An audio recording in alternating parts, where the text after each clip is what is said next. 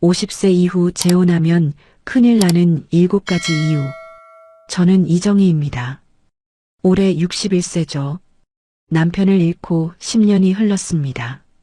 그 긴 시간 동안 저는 하루하루를 똑같이 보냈어요. 새벽 5시에 일어나서 분식집을 열고 저녁 8시에 문을 닫고 집으로 돌아가는 일상의 반복이었습니다. 매일 똑같은 패턴이었죠. 손님들을 응대하고 음식을 만들고 계산하고 정리하는 일의 연속이었어요. 어느 날 오랜 단골 손님이었던 박 이모가 말했어요. 정희야, 너 이제 좋은 사람 만나야 하는 거 아니야? 혼자 사는 게 뭐가 좋다고 그래. 괜찮아요, 이모. 저는 이렇게 살아도 별로 불편하지 않아요.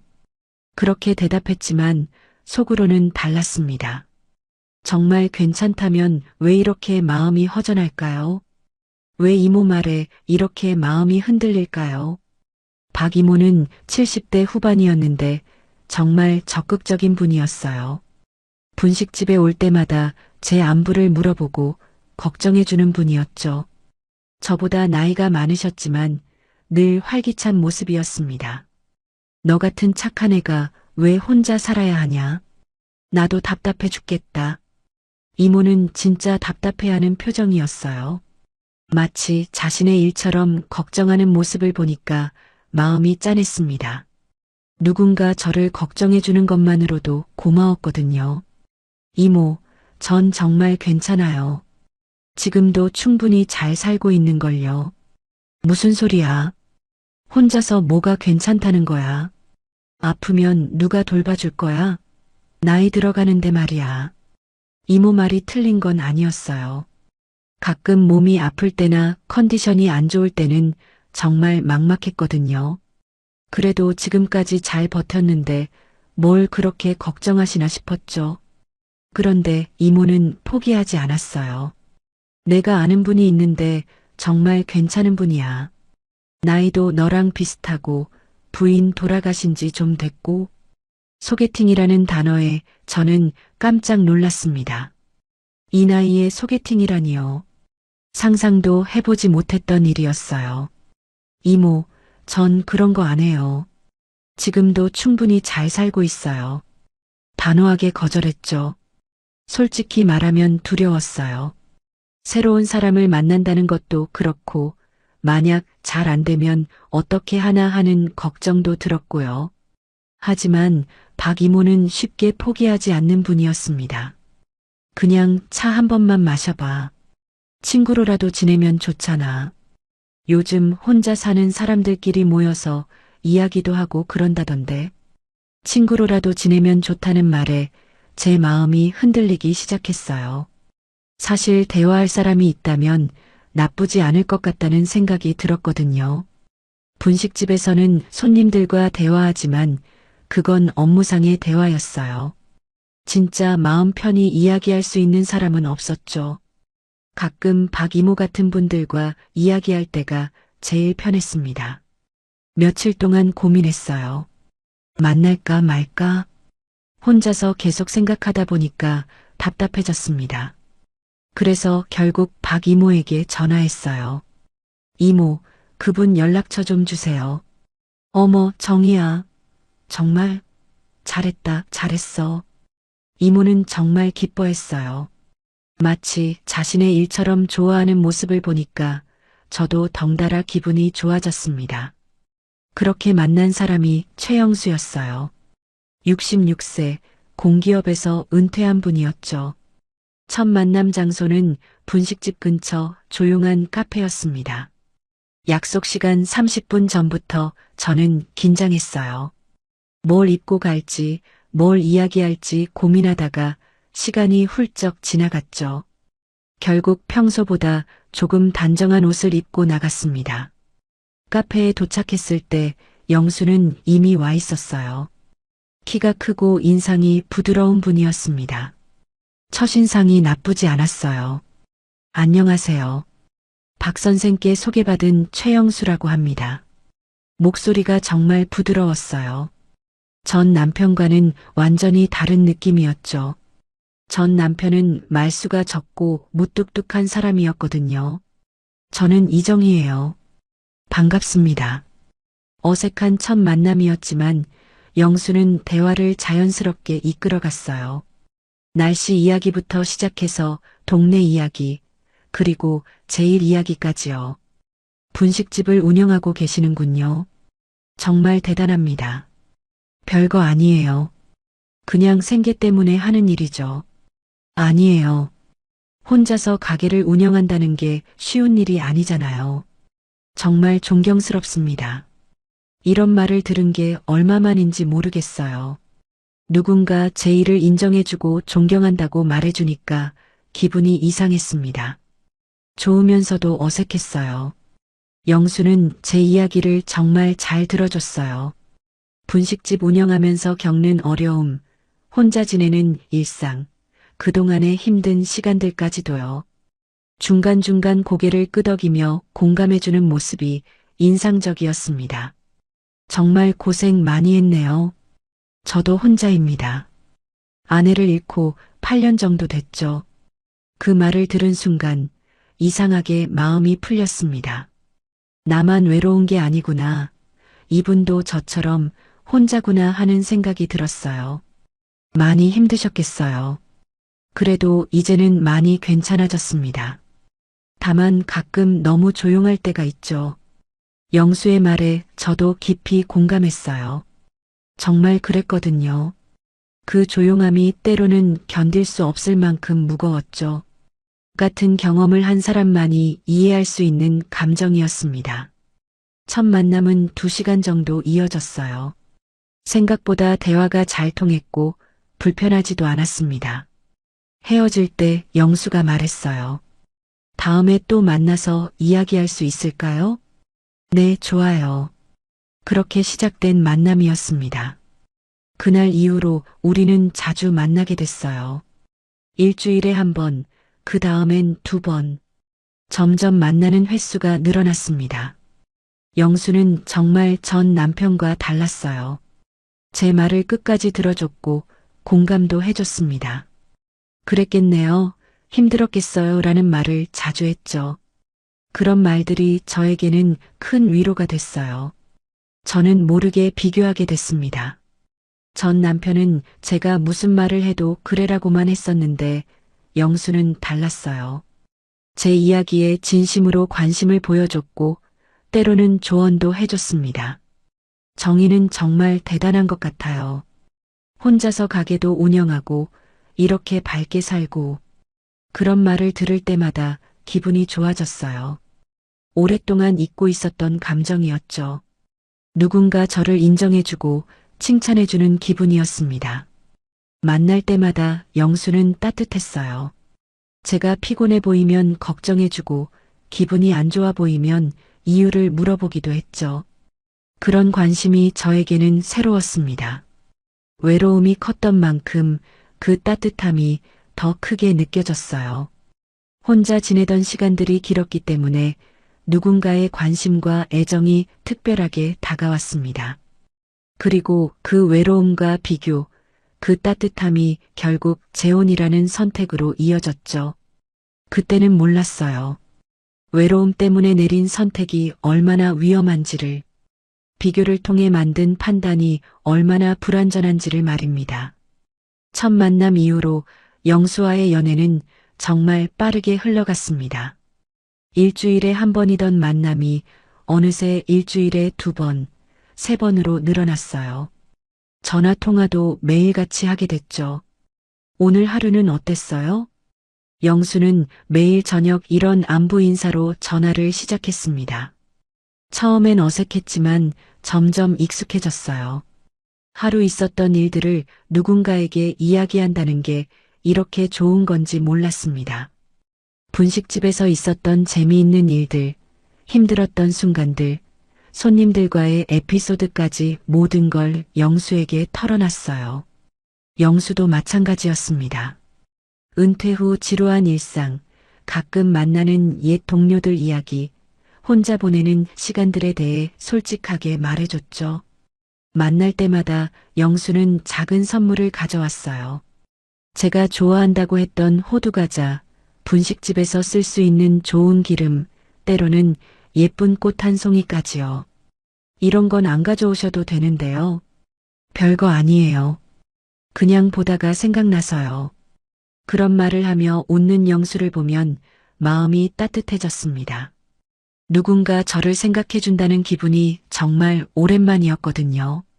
우리는 동네 곳곳을 함께 다녔어요. 근처 공원을 산책하기도 하고 맛있다는 식당에 가기도 했죠. 영화관에 가서 영화를 보기도 했습니다. 이런 데이트가 이 나이에 가능한지 몰랐어요. 젊은 사람들처럼 이런 걸 해도 되나요? 왜 안 돼요? 나이가 들었다고 해서 즐거움을 포기해야 하나요? 영수의 말이 맞았습니다. 나이는 숫자일 뿐이었어요. 함께 있으면 정말 즐거웠고 웃음도 많아졌습니다. 2달 정도 지났을 때 영수가 갑자기 진지한 표정으로 말했어요. 정희 씨, 우리 결혼하면 어떨까요? 너무 갑작스러운 제안이었습니다. 아직 서로에 대해 모르는 것들이 많았는데 벌써 결혼 이야기가 나오다니요. 너무 빠른 거 아닌가요? 우리 알고 지낸 지 2달밖에 안 됐는걸요. 이 나이에 더 미룰 이유가 있나요? 젊은 사람들처럼 몇 년씩 연애할 필요는 없잖아요. 영수의 말에 저는 고개를 끄덕였습니다. 맞는 말 같았어요. 61세와 66세에 무슨 오랜 연애가 필요한가요? 이미 서로의 성격도 어느 정도 파악했고 함께 있으면 편했으니까요. 그런데 정말 괜찮을까요? 우리 성격이 맞을지, 함께 살면서 문제가 없을지. 지금까지 만나면서 불편한 적 있었어요? 저는 정희 씨와 함께 있으면 정말 편해요. 영수 말이 틀리지 않았습니다. 실제로 함께 있으면 편했고 대화도 잘 통했어요. 서로 배려하려고 노력했고 큰 갈등도 없었죠. 하지만 뭔가 불안한 마음이 있었습니다. 너무 빠른 건 아닌가 하는 생각이 계속 들었어요. 첫 번째 결혼도 그렇게 신중하지 못했는데 똑같은 실수를 반복하는 건 아닌가 싶었거든요. 시간을 좀 더 가지고 생각해 봐도 될까요? 물론이죠. 충분히 생각해 보세요. 다만 너무 오래 고민할 필요는 없을 것 같아요. 우리 나이를 생각하면 말이에요. 영수는 이해한다고 했지만 은근히 부담을 주는 느낌이었어요. 나이를 핑계로 재촉하는 것 같았습니다. 그날 밤 집에 돌아와서 혼자 곰곰 생각해 봤어요. 영수와 결혼하면 어떨까요? 더 이상 혼자가 아니니까 외롭지 않을 거고 서로 의지하며 살 수 있을 텐데요. 분식집 일도 함께 도와줄 수 있을 것 같았어요. 계산이나 청소 같은 간단한 일들 말이죠. 둘이 함께하면 훨씬 수월할 거라는 생각이 들었습니다. 무엇보다 아프거나 힘들 때 옆에 있어줄 사람이 있다는 게 가장 큰 장점 같았어요. 혼자 늙어가는 게 가장 무서웠거든요. 반대로 걱정되는 부분들도 있었습니다. 영수에게 딸이 있다고 했는데 저를 어떻게 생각할지 모르겠어요. 또 서로 다른 생활 패턴에 적응할 수 있을지도 의문이었죠. 하지만 그런 걱정들을 하나하나 따지기 시작하면 끝이 없을 것 같았습니다. 완벽한 사람도 완벽한 결혼도 없으니까요. 일주일 정도 고민한 후 저는 영수에게 답을 했어요. 좋아요. 결혼해요. 정말요? 정말 감사해요, 정희 씨. 영수는 정말 기뻐했습니다. 마치 큰 복권에 당첨된 사람처럼 기뻐하는 모습을 보니까 저도 덩달아 기분이 좋아졌어요. 결혼 준비는 간단하게 하기로 했습니다. 이미 각자 집이 있으니까 새로 집을 구할 필요도 없었고 혼수나 예단 같은 것들도 생략하기로 했죠. 우리 나이에 그런 건 필요 없어요. 간단하게 혼인신고만 하고 가족들끼리만 식사 한 번 하면 되지 않을까요? 영수의 제안에 저도 동의했습니다.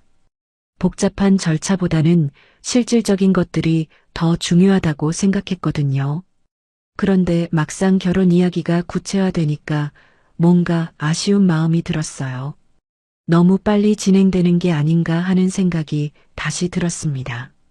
서로의 가족들도 제대로 만나보지 못했고 함께 살 집에 대한 구체적인 계획도 없었어요. 누구 집에서 살지, 생활비는 어떻게 나눌지, 이런 현실적인 문제들은 논의조차 하지 않았습니다. 하지만 이미 결정한 일이니까 돌이킬 수는 없었어요. 늦었다는 조급함이 모든 판단을 앞서갔습니다. 그때는 정말 몰랐어요. 속도가 빠를수록 확인해야 할 것들이 줄어든다는 사실을. 그리고 그 확인하지 못한 것들이 나중에 얼마나 큰 문제가 될지를 말입니다. 혼인신고를 마치고 영수 집으로 이사한 지 일주일쯤 됐을 때였습니다. 저는 아직 새로운 환경에 적응하느라 정신이 없었어요. 분식집에서 집까지의 거리도 달라졌고 집안의 모든 것들이 낯설었죠. 영수는 자신의 집에서 계속 살자고 했습니다. 제 집보다 크고 깔끔하다는 이유였어요. 저도 별다른 이의가 없었습니다. 어차피 함께 살면 되는 거 아닌가 싶었거든요. 그런데 결혼 후 가장 먼저 바뀐 건 집안의 분위기였습니다. 처음에는 뭔지 모르게 어색한 기분만 들었어요. 분명히 제가 살고 있는 집인데 왠지 손님 같은 느낌이 드는 거죠. 영수는 결혼 전부터 딸 민지가 자주 온다고 했었어요. 39세인 민지는 결혼하지 않고 혼자 살면서 아버지를 자주 챙겨준다고 했죠. 효녀라고 자랑스럽게 이야기하기도 했습니다. 민지가 일주일에 두세 번은 와요. 청소도 해주고 반찬도 해다 주고 정말 고마운 딸이에요. 그때는 대수롭지 않게 들었어요. 효성스러운 딸이 아버지를 챙기는 게 나쁠 게 뭐가 있겠어요. 오히려 보기 좋은 일이라고 생각했죠. 하지만 실제로 경험해보니 생각과는 달랐습니다. 민지는 정말 자주 집에 드나들기 시작했어요. 처음엔 일주일에 두세 번이라더니 거의 격일로 오는 것 같았습니다. 그것도 미리 연락하고 오는 게 아니었어요. 갑자기 나타나서 아빠 안녕하세요라고 인사하고는 자연스럽게 집 안으로 들어오는 거죠. 아, 민지 왔구나. 어서 와. 영수는 딸이 올 때마다 정말 기뻐했습니다. 얼굴이 환해지면서 급하게 자리를 정리하고 차를 끓여주려고 했어요. 처음 몇 번은 저도 반갑게 맞았습니다. 새로운 가족이니까 잘 지내야겠다는 마음이었거든요. 안녕하세요, 민지 씨. 오늘도 오셨네요.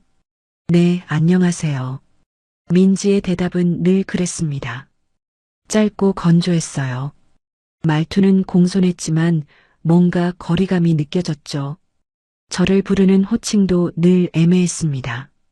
이모라고 부르기엔 나이 차이가 그리 크지 않았고 어머니라고 부르기엔 어색했나 봐요. 그래서 대부분 호칭 없이 안녕하세요라고만 인사했습니다.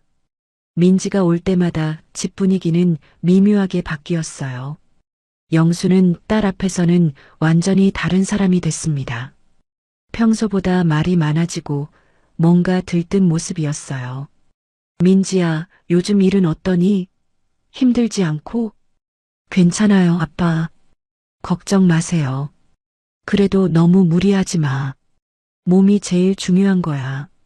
이런 부녀 간의 대화가 이어지는 동안 저는 어디에 끼어들어야 할지 몰랐습니다. 그냥 조용히 앉아서 듣고만 있어야 하는 건지 아니면 뭔가 말을 해야 하는 건지 판단이 서지 않았어요. 민지는 집에 오면 자연스럽게 집안을 둘러봤습니다. 냉장고를 열어보기도 하고 화장실이나 방 상태를 확인하기도 했죠. 마치 자신의 집을 점검하는 것 같았어요. 아빠, 청소기 필터 갈아야겠네요. 다음에 새 것 사다 드릴게요. 아, 그래. 고마워, 민지야. 그리고 이 세제는 너무 독해요. 몸에 안 좋아요. 다른 걸로 바꿔서 쓰세요. 이런 식으로 집안의 소소한 것들을 하나하나 지적하고 바꿔주겠다고 했습니다. 처음엔 세심하고 좋은 딸이라고 생각했어요. 하지만 점점 이상한 느낌이 들기 시작했습니다. 민지가 하는 말과 행동들이 마치 제가 집을 제대로 관리하지 못한다는 뜻으로 들렸거든요. 음식 관리 좀 더 신경 쓰셔야겠어요. 유통기한 지난 것들이 꽤 있네요. 냉장고를 점검하고 나서 민지가 한 말이었습니다. 유통기한이 하루 이틀 지난 반찬 몇 개를 보고 한 얘기였어요. 아, 죄송해요. 제가 깜빡했나 봐요. 저는 당황해서 사과했습니다. 하지만 속으로는 기분이 좋지 않았어요.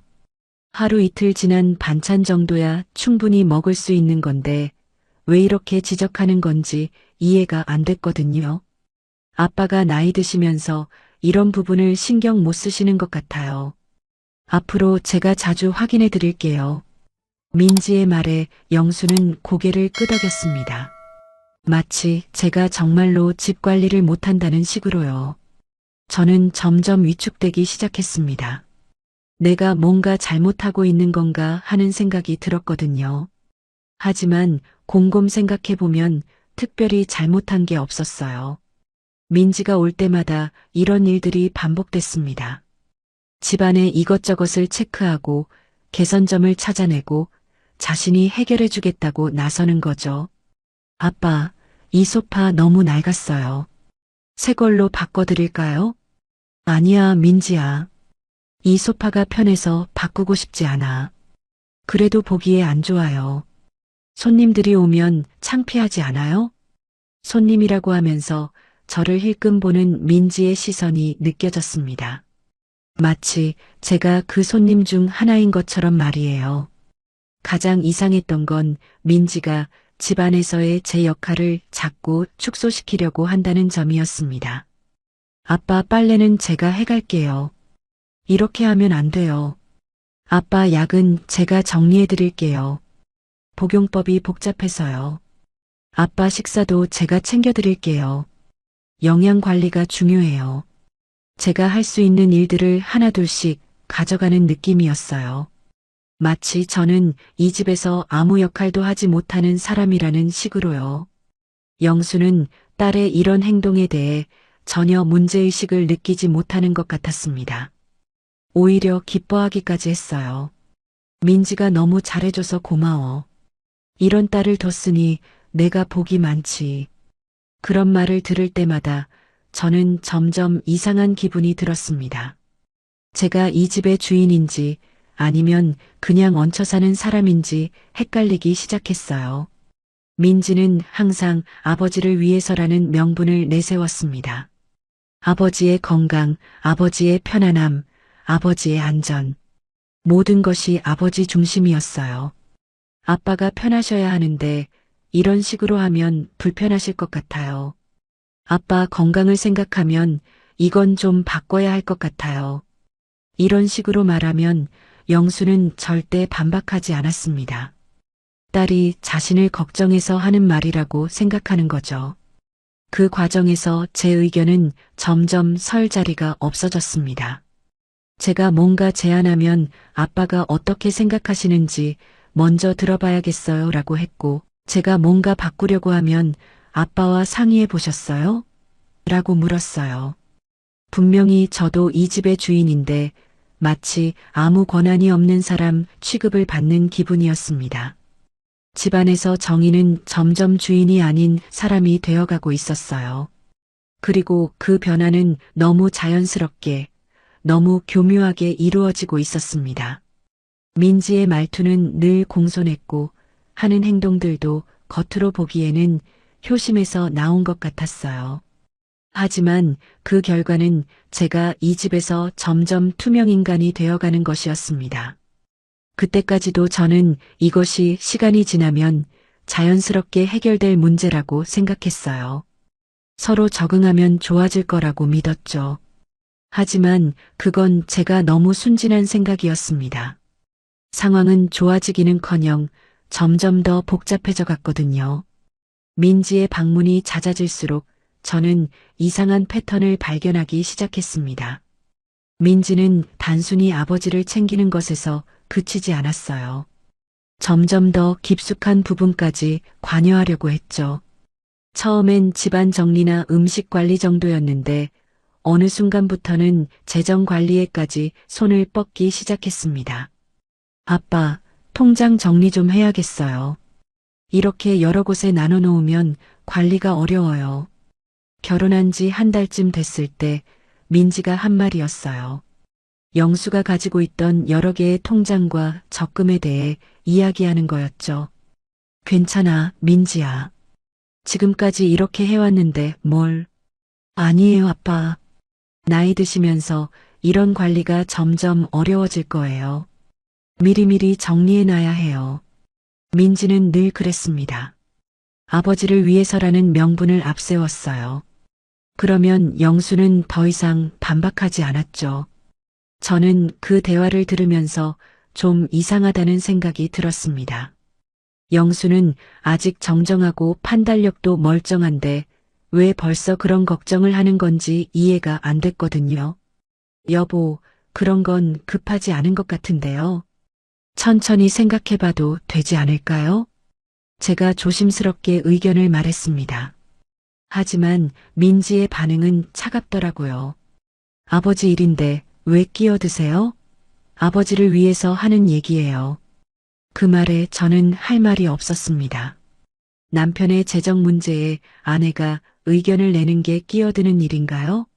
하지만 민지 앞에서는 제가 아무것도 아닌 사람 같은 기분이 들었어요. 영수는 그런 상황에서도 민지를 말리지 않았습니다. 민지가 걱정해서 그러는 거야. 고마운 일이지. 이런 식으로 딸을 두둔했어요. 제가 불편해하는 기색을 보여도 신경 쓰지 않았습니다. 재산 이야기는 거기서 그치지 않았어요. 민지는 점점 더 구체적인 계획들을 제시하기 시작했습니다. 아빠, 노후를 생각하면 지금 집을 정리하는 것도 고려해 봐야 해요. 너무 큰 집에 혼자 사시기엔 관리도 어렵고. 혼자가 아니야, 민지야. 정희와 함께 살고 있잖아. 그래도 나중을 생각하면요. 아빠 나이를 생각해 보세요. 민지는 제가 옆에 있는데도 마치 제가 없는 사람인 것처럼 이야기했어요. 나중을 생각한다는 게 무슨 뜻인지 뻔했습니다. 저와의 결혼이 오래가지 않을 거라는 전제로 말하는 거죠. 그리고 요양원 정보도 미리 알아봐두면 좋을 것 같아요. 좋은 곳은 대기가 길다고 하니까요. 요양원 이야기까지 나왔을 때는 정말 기가 막혔습니다. 영수는 아직 건강하고 활동적인데 벌써 요양원 이야기를 하다니요. 민지야, 그런 이야기는 너무 이른 것 같은데. 영수도 좀 당황하는 기색이었어요. 하지만 민지는 단호했습니다. 아빠, 미리 준비하는 게 좋아요. 갑자기 필요할 때 허둥지둥하면 안 되잖아요. 아직 그럴 나이가 아닌데. 나이는 숫자예요. 언제 무슨 일이 생길지 모르니까 대비해야죠. 이런 대화를 들으면서 저는 점점 불안해졌습니다. 민지가 생각하는 미래에는 저의 자리가 없다는 게 너무 명확했거든요. 노후 계획, 재산 관리, 요양원 선택. 모든 것을 민지가 주도하려고 했고 영수는 그것을 당연하게 받아들였어요. 정희 씨는 어떻게 생각하세요? 가끔 민지가 저에게 의견을 묻기도 했습니다. 하지만 그건 진짜로 제 의견이 궁금해서가 아니었어요. 형식적인 질문일 뿐이었죠. 저는 아직 그런 걱정할 단계가 아닌 것 같은데요. 여보도 건강하시고 그렇게 생각하시는군요. 하지만 현실적으로 생각해야 해요. 민지는 항상 이런 식으로 제 의견을 무시했습니다. 저를 현실을 모르는 사람 취급했어요. 생활 방식에 대한 간섭도 점점 심해졌습니다. 아빠, 저녁 시간이 너무 늦어요. 소화에 안 좋아요. 요즘 텔레비전을 너무 크게 보시는 것 같아요. 청력 검사 받아보세요. 산책을 규칙적으로 하셔야 해요. 건강 관리가 중요해요. 이런 식으로 영수의 일상 하나하나에 개입했습니다. 그리고 그때마다 저는 아무 말도 할 수 없었어요. 아내인 제가 남편의 생활에 대해 뭔가 제안하려고 하면 아버지를 위해서 하는 얘기라는 말로 차단당했거든요. 아빠, 분식집 일도 너무 많이 도우시는 것 같아요. 몸에 무리가 가지 않을까요? 심지어 제 분식집 일에까지 간섭하기 시작했습니다. 영수가 가끔 분식집에 와서 간단한 일을 도와주곤 했는데 그것마저 문제 삼는 거였어요. 별로 무리되는 일이 아니야, 민지야. 그냥 간단한 거 도와주는 거야. 아빠가 그렇게 생각하시더라도 몸은 정직해요. 나이를 생각하셔야죠. 결국 영수는 분식집 일 돕는 것도 줄이게 됐습니다. 민지가 계속 걱정한다고 하니까 미안해하면서 말이에요. 저는 그런 영수가 안타까웠습니다. 분식집 일을 도우면서 보람도 느끼고 즐거워했는데 딸 때문에 그것까지 포기하게 된 거죠. 여보, 민지 씨가 너무 걱정하는 것 같아요. 적당히 하셔도 될 텐데. 정희야, 민지는 나를 걱정해서 그러는 거야. 고마워해야지. 영수는 딸의 간섭을 간섭이라고 생각하지 않았어요. 모든 걸 사랑과 걱정으로 해석했습니다. 그런 영수를 보면서 저는 답답했습니다. 딸이 아버지를 걱정하는 건 좋은 일이지만 이 정도면 과도한 것 아닌가요? 민지는 심지어 저희 부부의 관계에도 개입하려고 했습니다. 아빠, 요즘 너무 피곤해 보이세요. 충분히 쉬셔야 해요. 이런 말을 하면서 저를 힐끔힐끔 쳐다보는 거였어요. 마치 제가 영수를 피곤하게 만드는 원인이라는 식으로 말이죠. 괜찮아, 민지야. 별로 피곤하지 않아. 아니에요, 아빠. 얼굴이 예전 같지 않아요. 스트레스를 받으시는 것 같은데. 스트레스를 받는다는 말에 저는 깜짝 놀랐습니다. 제가 영수에게 스트레스를 주고 있다는 뜻인가요? 무슨 스트레스? 별로 그런 건 없는데. 아빠는 말씀을 안 하시지만 제가 보기엔 그래요. 새로운 환경에 적응하시느라 힘드실 거예요. 새로운 환경이라는 표현이 묘했습니다. 영수 자신의 집인데 새로운 환경이라니요. 제가 들어왔기 때문에 새로운 환경이 됐다는 뜻이겠죠. 이런 식으로 민지는 자연스럽게 모든 일에 끼어들었습니다. 그리고 그때마다 아버지를 위해서라는 명분을 내세웠어요. 영수는 그런 딸을 전혀 말리지 않았습니다. 오히려 고마워했죠. 민지가 걱정해서 그러는 거야라는 말을 입에 달고 살았어요. 저는 그때 깨달았습니다. 이 집에는 이미 보이지 않는 질서가 있다는 것을, 그리고 그 질서에서 제가 들어갈 자리는 없다는 것을요. 민지와 영수 사이에는 오랜 시간 쌓인 특별한 관계가 있었어요. 그것은 단순한 부녀 관계를 넘어서는 무언가였습니다. 민지는 자신이 아버지의 인생에서 가장 중요한 사람이라고 확신하고 있었어요. 그리고 영수도 그것을 당연하게 받아들이고 있었죠. 저는 그 사이에 끼어든 침입자 같은 기분이었습니다. 아무리 노력해도 그들만의 세계에는 들어갈 수 없을 것 같았어요. 착한 딸이라는 이름으로 포장된 민지의 행동들은 사실 하나의 큰 벽이었습니다. 그리고 그 벽은 저와 영수 사이를 점점 멀어지게 만들고 있었어요. 민지가 있을 때와 없을 때의 영수는 완전히 다른 사람이었습니다. 딸이 있으면 저는 투명 인간이 됐고 딸이 없을 때만 비로소 부부 같은 느낌이 들었어요. 하지만 민지가 없는 시간은 점점 줄어들고 있었습니다. 그리고 그 상황을 바꿀 수 있는 힘은 저에게 없어 보였어요. 결혼 생활이 2달째 접어들면서 저는 이상한 변화를 느끼기 시작했습니다. 혼자 살 때는 전혀 문제가 되지 않았던 일상들이 갑자기 설명해야 할 일이 되어버린 거예요. 가장 먼저 문제가 된 건 제 수면 패턴이었습니다. 저는 원래 분식집 일 때문에 일찍 자고 일찍 일어나는 편이었어요. 하지만 가끔 몸이 피곤하거나 컨디션이 안 좋을 때는 좀 더 잠을 자곤 했죠. 혼자 살 때는 아무도 뭐라고 하지 않았습니다. 제 몸이고 제 시간이니까요. 늦잠을 자든 일찍 일어나든 그건 순전히 제 선택이었어요. 그런데 결혼 후에는 달랐습니다. 어느 일요일 아침 평소보다 2시간 늦게 일어났는데 영수가 이상한 표정으로 저를 봤어요. 몸이 안 좋아? 평소보다 많이 늦게 일어나네. 아니요. 그냥 좀 피곤해서 더 잤어요. 아, 그래. 근데 이렇게 늦게 일어나면 하루 계획이 다 틀어지는데. 하루 계획이 틀어진다는 말에 저는 당황했습니다. 일요일인데 무슨 특별한 계획이 있었나 싶어서요. 무슨 계획이 있었나요? 특별한 건 아니고 그냥 보통 이 시간에는 함께 아침을 먹고 산책하고 그러잖아. 보통 이 시간에 함께 아침을 먹는다고 했지만 그런 약속을 한 적이 없었어요. 그냥 자연스럽게 그렇게 됐을 뿐이었는데 언제부터인가 그게 규칙처럼 되어버린 거죠. 죄송해요. 다음부터는 미리 말씀드릴게요. 제가 사과하자 영수는 괜찮다고 했지만 기분이 좋아 보이지는 않았어요. 마치 제가 약속을 어긴 것처럼 느끼는 것 같았습니다.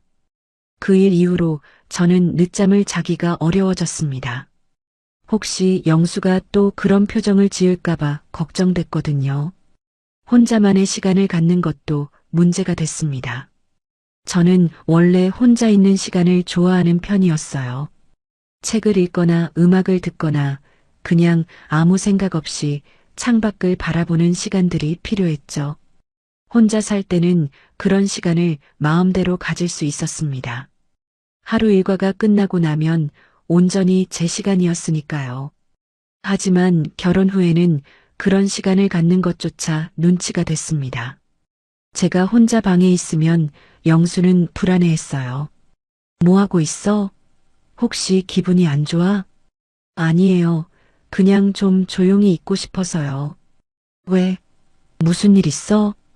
제가 혼자 있고 싶다고 하면 영수는 꼭 이유를 물어봤습니다. 마치 혼자 있고 싶어 하는 것 자체가 이상한 일인 것처럼요. 특별한 이유는 없어요. 그냥 잠깐 혼자 있고 싶을 뿐이에요. 부부인데 왜 혼자 있고 싶어 해? 뭔가 불편한 게 있으면 말해. 부부인데 왜 혼자 있고 싶어 하냐는 말에 저는 할 말이 없었습니다. 혼자 있고 싶은 마음이 부부 사이에서는 이상한 일인가요? 불편한 건 없어요. 정말 그냥 잠깐 조용히 있고 싶을 뿐이에요. 그러면 나랑 같이 있으면서 조용히 있으면 안 돼? 굳이 혼자 있어야 해? 영수는 제가 혼자 있으려고 하는 것을 자신을 피하는 것으로 받아들이는 것 같았어요. 그래서 계속 붙어 있으려고 했죠. 결국 저는 혼자만의 시간을 갖는 것을 포기해야 했습니다. 혼자 있으려고 할 때마다 영수가 불안해하고 이유를 묻는 게 더 스트레스였거든요. 조용한 휴식을 취하는 것도 마찬가지였습니다. 저는 가끔 아무것도 하지 않고 그냥 멍하니 있는 시간이 필요했어요. 특별히 뭘 하거나 생각하지 않고 그냥 조용히 쉬는 시간 말이에요. 혼자 살 때는 그런 시간을 자유롭게 가졌습니다.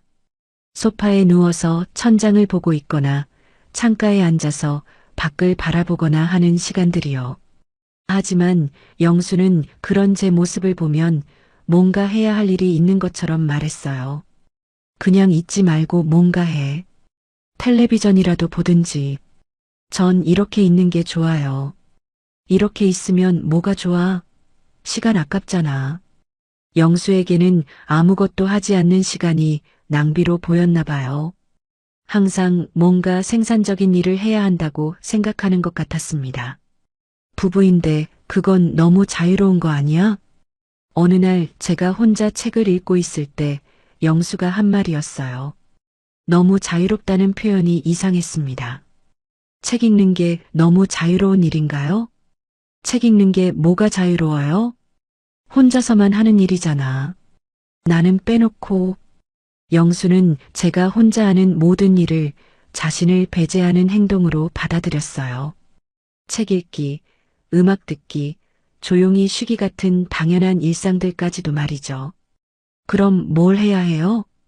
둘이서 같이 할 수 있는 걸 하지. 텔레비전도 보고 이야기도 하고 영수가 원하는 건 제가 항상 그와 함께 시간을 보내는 것이었어요. 혼자만의 시간이나 공간은 필요 없다고 생각하는 것 같았습니다. 그런데 이상한 건 영수 자신은 혼자만의 시간을 가졌다는 점이었어요. 신문을 보거나 라디오를 들을 때는 저에게 같이 하자고 하지 않았거든요. 여보도 혼자 신문 보시잖아요. 그건 다르지. 신문은 남자들이 보는 거야. 이런 식으로 자신만의 기준을 적용했습니다. 자신이 하는 일은 당연하고 제가 하는 일은 이상하다는 식으로요. 민지가 이런 상황에 기름을 부었습니다. 제가 혼자 있는 걸 보면 영수에게 뭔가 귀띔하는 것 같았어요. 아빠, 요즘 많이 외로우시겠어요. 신혼인데 혼자 계시는 시간이 많은 것 같던데. 민지의 이런 말을 들은 후 영수는 더욱 제가 혼자 있는 것을 싫어하게 됐습니다. 정희야, 우리 함께 있자. 혼자 있지 말고.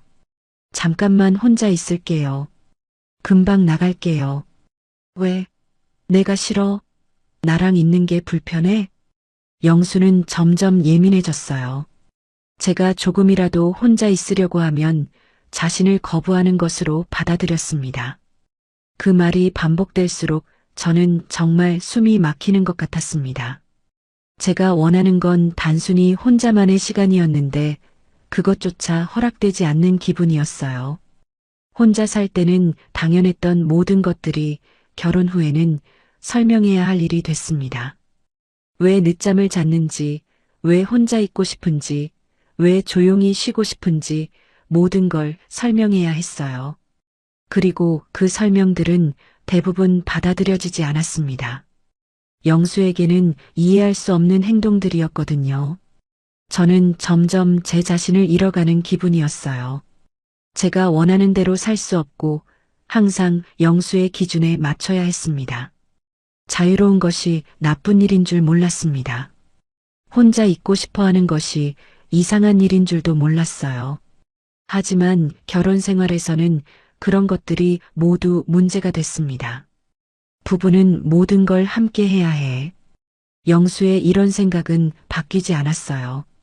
그리고 저는 그 틀에 맞춰 살아야 했습니다. 숨이 막히는 것 같았지만 참아야 했어요. 이게 결혼 생활인가 보다, 이렇게 살아야 하는 건가 보다 하면서 말이죠. 하지만 그렇게 참으면서 살아가는 것이 정말 행복한 결혼 생활인지는 의문이었습니다. 자유를 포기해야 하는 관계가 과연 좋은 관계일까요? 결혼한 지 석 달이 지나면서 저는 이상한 것들을 느끼기 시작했습니다. 처음에는 막연한 불편함이었는데 점점 구체적인 모습으로 드러나기 시작했어요. 어느 날 민지가 또 집에 왔을 때였습니다. 평소처럼 아버지 안부를 묻고 집안을 둘러보던 민지가 갑자기 저에게 말을 걸었어요. 아버지 건강관리 잘 부탁드려요. 나이가 나이인 만큼 신경 써주시면 좋겠어요. 건강관리를 부탁한다는 말에 저는 당연하다고 생각했습니다. 남편의 건강을 챙기는 건 아내의 당연한 역할이니까요. 물론이죠. 제가 잘 챙겨드릴게요. 특히 식사 관리가 중요해요. 짜게 드시면 안 되고 기름진 것도 피해야 하고. 네, 알겠어요. 그리고 약 복용도 꼼꼼히 체크해 주세요. 깜빡하시는 경우가 많거든요. 이런 식으로 하나하나 당부하는 민지를 보면서 저는 뭔가 이상하다는 생각이 들었습니다. 마치 제가 간병인이라도 되는 것 같았거든요. 민지 씨, 여보는 아직 건강하신데 그렇게까지 할 필요가 있을까요? 아버지가 건강해 보이시더라도 나이는 어쩔 수 없어요. 미리미리 관리해야죠. 민지의 말 속에는 뭔가 계산이 있는 것 같았어요. 단순히 아버지를 걱정하는 것 이상의 무언가가 느껴졌습니다. 그리고 아버지가 무리하시지 않도록 해주세요. 분식집 일도 너무 많이 도우시면 안 되고, 분식집 일은 별로 무리되는 일이 아닌데요. 그래도 나이를 생각하면 조심해야죠. 만약에라도 다치시면 어떻게 할 거예요? 만약에라도 다친다는 표현이 묘했습니다. 그런 일이 생기면 누가 책임질 거냐는 뜻으로 들렸거든요. 아버지 보험도 정리해야겠어요. 지금 가입한 것들로 충분한지 확인해 봐야죠. 갑자기 보험 이야기가 나오자 저는 더욱 이상했습니다. 왜 하필 지금 보험 이야기를 하는 건지 이해가 안 됐어요. 혹시 모르니까요. 나이 드시면서 병원비가 많이 들 수도 있고 그럴 때를 대비해야죠. 민지는 항상 이런 식이었어요. 혹시 모르니까 만약에라도라는 말로 시작해서 미래의 불안한 상황들을 가정했습니다.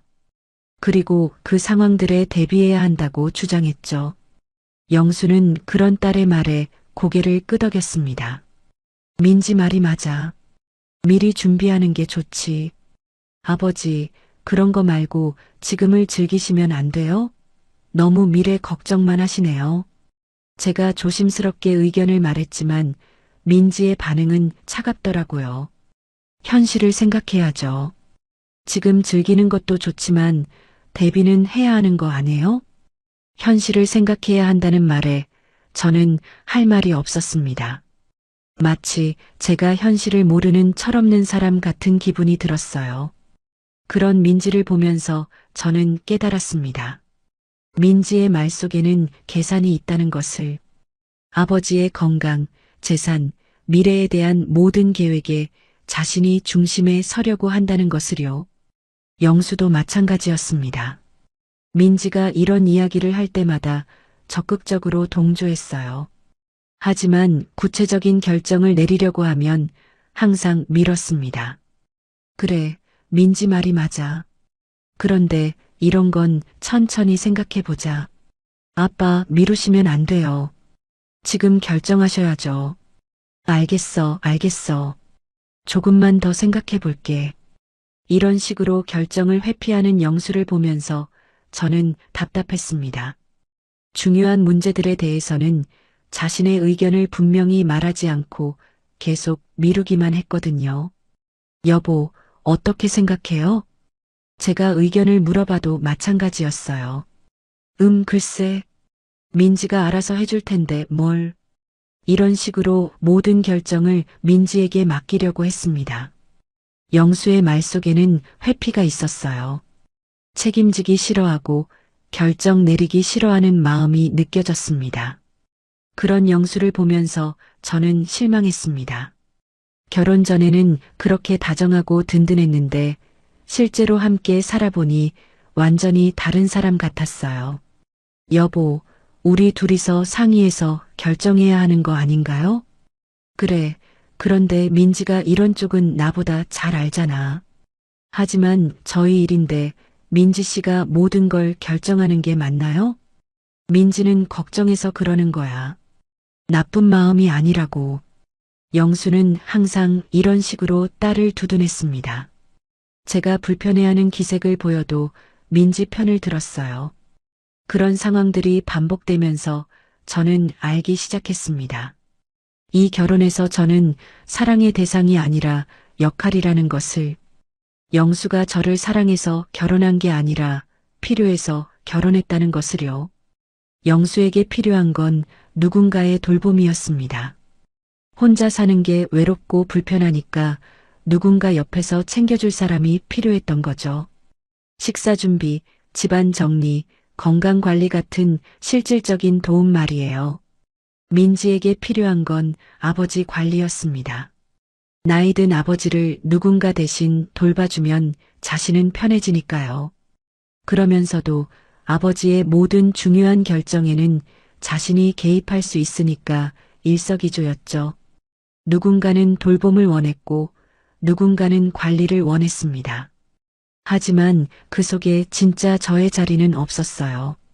저는 그저 영수를 돌봐주는 사람이었고 민지가 관리하기 편하도록 중간 역할을 하는 사람이었습니다. 제 감정이나 원하는 것들은 중요하지 않았어요. 정희야, 오늘 저녁에 뭐 해 먹을 거야? 김치찌개 어떠세요? 어제도 찌개였잖아. 다른 거 해. 그럼 뭘 드시고 싶으세요? 내가 뭘 좋아하는지 몰라. 알아서 해. 이런 식으로 영수는 제가 당연히 자신의 취향을 파악해서 알아서 해주기를 원했습니다. 마치 제가 그를 위해 존재하는 사람인 것처럼요. 아버지, 요즘 얼굴이 좀 피곤해 보이세요. 관리 잘 안 되는 것 같은데요. 민지는 이런 식으로 제가 영수를 제대로 돌보지 못한다는 식으로 말했습니다. 마치 제가 주어진 역할을 제대로 하지 않는다는 뜻으로요. 저는 점점 숨이 막혔습니다. 사랑받고 싶어서 결혼했는데 사랑은 없고 역할만 있었어요. 인격체로 대접받고 싶었는데 그냥 기능하는 사람 취급만 받았습니다. 혼자 살 때가 그리워지기 시작했어요. 그때는 적어도 제가 주인이었거든요. 외롭기는 했지만 존중받지 못하지는 않았어요. 지금은 외롭지도 않고 존중받지도 못했습니다. 누군가는 옆에 있지만 저를 진짜로 사랑하는 사람은 없었어요. 그저 저의 역할만 필요로 하는 사람들 뿐이었습니다. 재혼의 목적이 완전히 어긋나기 시작했습니다. 행복해지려고 한 결혼이 오히려 저를 불행하게 만들고 있었어요. 하지만 그걸 누구에게 말할 수 있을까요? 겉으로 보기에는 아무 문제가 없어 보였거든요. 영수도 민지도 나쁜 사람들이 아니었고 대놓고 저를 괴롭히는 것도 아니었어요. 다만 저의 존재 자체가 인정받지 못할 뿐이었습니다. 그리고 그게 가장 힘든 일이었어요. 결혼한 지 4달이 지나면서 저는 완전히 다른 사람이 되어 있었습니다. 예전에 당당했던 제 모습은 어디에도 없었어요. 대신 늘 눈치를 보고 조심하는 사람이 되어 있었죠. 아침에 일어나서부터 잠들 때까지 저는 끊임없이 조심했습니다. 혹시 영수가 싫어할까봐, 혹시 기분 나빠할까봐, 혹시 저 때문에 불편해할까봐요. 여보, 오늘 날씨가 좋네요. 산책하실래요? 이런 간단한 제안조차 조심스럽게 해야 했습니다. 혹시 영수가 다른 계획이 있거나 피곤해할까봐 걱정됐거든요. 지금, 글쎄, 민지가 올 수도 있는데, 민지가 올 수도 있다는 말에 저는 또 움츠러들었습니다. 민지의 일정이 저희 부부의 일정보다 우선이 된 지 오래였어요. 그럼 나중에 해도 돼요. 언제든 좋아요. 아니야, 괜찮아. 그런데 너무 멀리 가지는 말자. 이런 식으로 모든 대화가 이루어졌습니다. 제가 뭔가 제안하면 영수는 조건을 달거나 제약을 했어요. 그리고 저는 그것을 당연하게 받아들여야 했죠. 여보, 제 친구가 만나자고 하는데 어떠세요? 어떤 친구? 뭐하러? 제가 누구를 만나려고 하면 영수는 꼼꼼히 따져 물었습니다. 누구인지, 어디서 만날 건지, 몇 시에 돌아올 건지까지요. 분식집 때 알던 손님이었는데 그냥 차나 마시려고요. 꼭 만나야 해? 집에서 쉬는 게 좋지 않을까? 영수는 제가 다른 사람들과 만나는 것을 별로 좋아하지 않았어요. 특히 제 과거와 관련된 사람들과 만나는 것은 더욱 싫어했죠. 아니에요, 괜찮아요. 안 만나도 돼요. 결국 저는 거의 모든 만남을 포기해야 했습니다. 영수가 싫어할까봐, 기분 나빠할까봐 걱정돼서요. 분식집 일도 마찬가지였어요. 처음에는 지지해주던 영수가 점점 제약을 가하기 시작했습니다. 너무 늦게까지 하지 마. 몸에 안 좋아. 손님들이 너무 까다로우면 스트레스 받을 텐데. 이제 혼자가 아니니까 무리하지 마. 이런 식으로 제 일에 개입했어요. 겉으로는 걱정해서 하는 말 같았지만 실제로는 제 활동 영역을 줄이려는 것 같았습니다. 제가 분식집에서 돌아오면 영수는 항상 물어봤어요. 오늘 뭐 있었어? 힘든 일은 없었고? 괜찮았어요. 별일 없었어요. 정말 표정이 좀 안 좋은 것 같은데. 제 표정을 계속 살피면서 뭔가 문제가 있는지 확인했습니다. 마치 제가 무슨 나쁜 일을 당했을 거라고 전제하는 것 같았어요. 정말 괜찮아요. 그냥 조금 피곤할 뿐이에요. 그것 봐, 역시 무리했지. 내가 뭐라고 했어. 이런 식으로 제가 힘들어하는 것을 당연하게 생각했습니다. 그리고 그럴 때마다 분식집 일을 줄이라고 권했어요. 민지는 그런 아버지를 더욱 부추겼습니다. 아버지 말씀이 맞아요. 나이 드시면서 무리하시면 안 되죠. 누구 얘기야, 민지야? 정희 씨 얘기죠. 분식집 일이 만만한 게 아닌데 나이를 생각하시면 좀 줄이시는 게 좋을 것 같아요. 제가 바로 앞에 있는데도 저에 대한 이야기를 3인칭으로 했습니다. 마치 제가 그 자리에 없는 사람인 것처럼요. 민지 씨, 제가 아직 그럴 나이는 아닌 것 같은데요. 그래도 조심하시는 게 좋죠. 몸이 고생하면 아버지도 걱정되시잖아요. 아버지가 걱정된다는 이유로 제 일까지 제약하려고 했습니다. 그리고 영수는 그런 딸의 말에 고개를 끄덕였어요.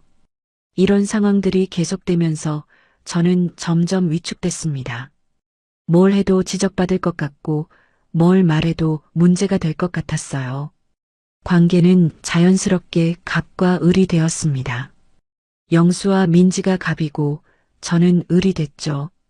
모든 결정은 그들이 내렸고 저는 따라야 하는 사람이 됐습니다. 정희야, 우리 이사하는 게 어떨까? 어느 날 갑자기 영수가 이사 이야기를 꺼냈습니다. 이사요? 갑자기 왜요? 민지가 그러는데 이 집이 너무 크대. 관리하기도 어렵고 또 민지 이야기였습니다. 모든 중요한 결정에는 민지의 의견이 앞섰어요. 저는 이 집이 좋은데요. 분식집에서도 가깝고 그래도 민지 말을 들어보니까 일리가 있어. 작은 집으로 옮기면 관리도 편하고 제 의견보다는 민지의 의견이 더 중요했습니다. 저는 그저 동의하거나 거부할 수 있을 뿐이었어요. 여보 혼자 결정하신 거예요? 아니야, 민지랑 상의했지. 민지와는 상의했지만 저와는 상의하지 않았다는 뜻이었습니다. 아내인 저보다 딸인 민지의 의견이 더 중요한 거죠. 저도 의견을 말할 수 있는 거 아닌가요? 물론이지. 그래서 지금 물어보는 거잖아. 하지만 이미 민지와 결정한 후에 저에게 물어보는 것은 진짜 의견을 묻는 게 아니었어요. 그냥 형식적으로 동의를 구하는 것일 뿐이었습니다. 전 이사하기 싫어요. 왜? 뭐가 싫어? 이 집이 좋아요. 굳이 옮길 이유가 없는 것 같고. 그런데 민지가 너무 걱정하는데 결국 모든 건 민지로 귀결됐습니다. 민지가 걱정한다면 제 의견은 중요하지 않았어요. 민지 씨 걱정보다 저희 생활이 더 중요한 거 아닌가요? 민지도 가족이야. 가족이 걱정하는데 무시할 수는 없지. 가족이라는 명분으로 민지의 의견이 항상 우선됐습니다. 그리고 저는 그 가족에 완전히 포함되지 못한 사람이었어요. 결정적인 순간은 그 다음 주에 왔습니다. 민지가 또 집에 왔는데 이번에는 뭔가 진지한 표정이었어요. 아버지, 앞으로 어떻게 사실 건지 진지하게 생각해 봐야 할 것 같아요. 무슨 말이야, 민지야? 아버지 나이도 나이고 건강도 예전 같지 않으시잖아요. 구체적인 계획이 필요해요. 건강이 예전 같지 않다는 말에 저는 의아했습니다. 영수는 아직 건강했거든요. 나는 괜찮은데 뭘. 아버지가 괜찮다고 하시지만 객관적으로 봐야죠. 민지는 영수의 말을 무시하고 자신의 의견을 고집했습니다. 그리고 솔직히 말씀드리면 지금 상황이 아버지한테 좋은 것 같지 않아요. 지금 상황이 좋지 않다는 말에 저는 가슴이 철렁했습니다. 무슨 뜻인지 뻔했거든요. 무슨 뜻이야? 아버지가 스트레스를 많이 받으시는 것 같아요. 새로운 환경, 새로운 사람들. 새로운 사람이라는 건 저를 가리키는 말이었습니다. 제가 영수에게 스트레스를 준다는 뜻이었어요. 민지야, 그런 말 하지 마. 영수가 말렸지만 민지는 계속했습니다. 아버지, 현실을 봐야 해요. 이런 식으로 가면 아버지 건강만 더 나빠질 거예요. 그리고 그 다음에 나온 말이었습니다. 아버지 인생은 제가 책임질게요. 더 이상 다른 사람들 때문에 힘들어하지 마세요. 그 순간 저는 알았습니다. 이 결혼은 끝났다는 것을. 민지가 말하는 다른 사람들은 바로 저였고 아버지 인생을 책임진다는 것은 저를 배제하겠다는 뜻이었어요. 영수는 그런 딸의 말에 반박하지 않았습니다. 오히려 고마워하는 것 같았어요. 민지야, 아버지, 저를 믿으세요. 제가 모든 걸 알아서 할게요. 그 자리에서 저는 아무 말도 할 수 없었습니다. 제 존재 자체가 부정당하는 순간이었거든요. 그날 밤 저는 혼자 생각했습니다. 이 관계에서 저는 무엇인가요? 사랑받는 아내인가요? 아니면 그냥 불편한 존재인가요? 답은 명확했습니다. 저는 이 가족에게 필요 없는 사람이었어요. 오히려 방해가 되는 사람이었죠. 무너진 자존감을 회복할 방법은 하나뿐이었습니다. 이 관계를 끝내는 것이었어요. 민지의 그 말을 들은 지 일주일 후, 저는 조용히 결정했습니다. 더 이상 이 관계에서 버틸 수 없다는 것을, 제 자존감과 정체성을 완전히 잃어버리기 전에 나와야겠다고 생각했어요. 그날 아침, 평소처럼 영수에게 아침을 차려드리고 분식집에 나갔습니다. 하지만 마음속으로는 이미 결정이 서 있었어요. 오늘이 이 집에서 보내는 마지막 날이라고요. 분식집에서 일하는 동안 저는 지난 몇 달을 돌이켜봤습니다. 행복해지려고 선택한 재혼이 오히려 저를 이렇게 만들어버렸다는 게 믿어지지 않았어요. 손님들을 응대하면서도 머릿속으로는 계속 생각했습니다. 정말 제가 문제였을까요? 제가 너무 이기적이었던 걸까요? 하지만 아무리 생각해도 저는 잘못한 게 없었어요. 저는 그저 존중받고 싶었을 뿐이었습니다. 사랑받고 싶었을 뿐이었어요. 하지만 그 집에서는 그런 게 허락되지 않았죠. 오후가 되자 마음이 더욱 확고해졌습니다. 이번에는 주저하지 않기로 했어요. 더 이상 참으면서 살고 싶지 않았거든요.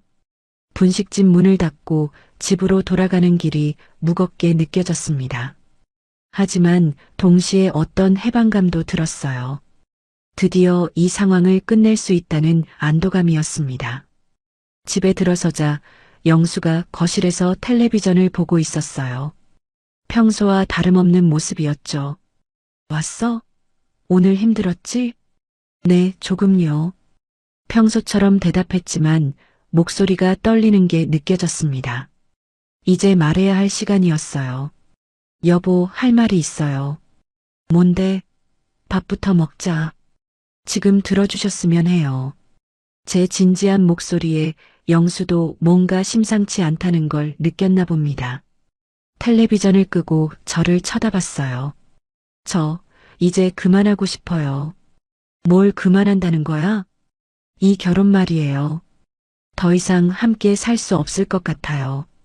영수의 얼굴이 굳어졌습니다. 예상하지 못한 말이었나 봐요. 갑자기 무슨 소리야? 무슨 일 있었어? 갑자기가 아니에요. 오랫동안 생각해온 일이에요. 생각해온 일? 나한테는 한 번도 말한 적 없잖아. 말한 적이 없다는 영수의 말에 저는 씁쓸했습니다. 제가 얼마나 불편해했는지, 얼마나 힘들어했는지 전혀 모르고 있었던 거죠. 말씀드리려고 했지만 들어주실 것 같지 않았어요. 뭔 소리야? 내가 언제 내 말 안 들었어? 영수는 정말로 모르는 것 같았어요. 자신이 제 말을 얼마나 무시했는지, 민지의 말만 들었는지 전혀 모르고 있었습니다. 여보, 솔직히 말씀해 주세요. 저와 민지 씨 중에서 누구 말이 더 중요해요? 그게 무슨 말이야? 비교할 일이야? 비교할 일이 아니라고 하지만 실제로는 항상 민지 씨 편을 드셨잖아요. 민지는 내 딸이야. 당연히 걱정해 주는 거지. 저는 여보 아내예요. 그것도 당연하게 걱정해 주셔야 하는 거 아닌가요? 영수는 할 말이 없는 것 같았어요. 그제서야 자신이 저를 어떻게 대했는지 깨닫는 것 같았습니다. 정희야, 미안해. 내가 잘못했어. 다시 생각해보자. 이미 늦었어요. 저는 이미 결정했어요. 그래도 한 번 더 생각해봐. 우리가 이런 식으로 끝날 일이야? 하지만 저는 더 이상 흔들리지 않았습니다. 이미 충분히 생각했고 충분히 기회를 줬으니까요. 여보, 저는 행복하지 않아요. 이 집에서 저는 아무것도 아니에요. 그런 말하지 마. 너는 내 아내야. 아내라고 하지만 실제로는 그냥 집안일 하는 사람 취급받았어요. 제 말에 영수는 아무 대답을 하지 못했습니다. 사실이었으니까요. 그리고 앞으로도 바뀔 것 같지 않아요. 민지 씨가 있는 한은요.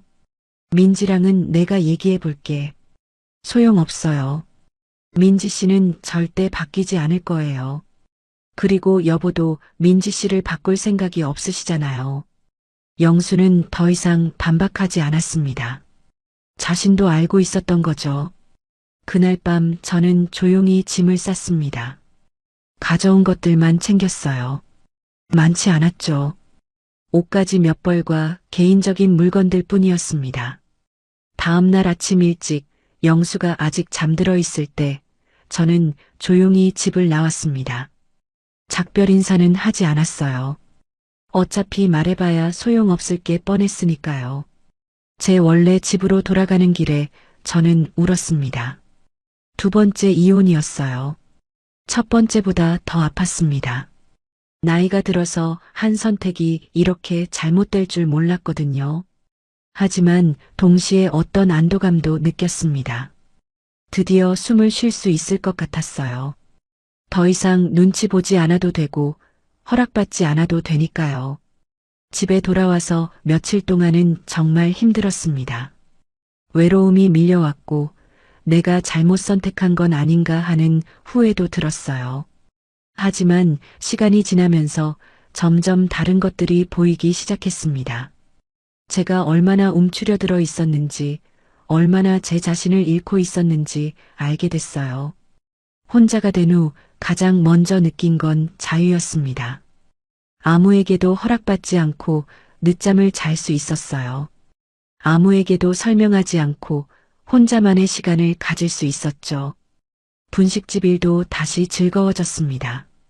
누구의 눈치도 보지 않고 제가 하고 싶은 대로 할 수 있었거든요. 손님들과 대화하는 것도 새로운 메뉴를 개발하는 것도 자유로워졌어요. 친구들과의 만남도 다시 시작했습니다.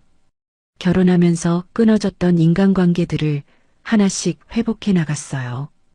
그런 시간들이 얼마나 소중한지 새삼 느꼈습니다. 무엇보다 저 자신을 다시 찾을 수 있었습니다. 누군가의 아내, 누군가의 며느리가 아닌 그냥 이정희로 살 수 있게 됐어요.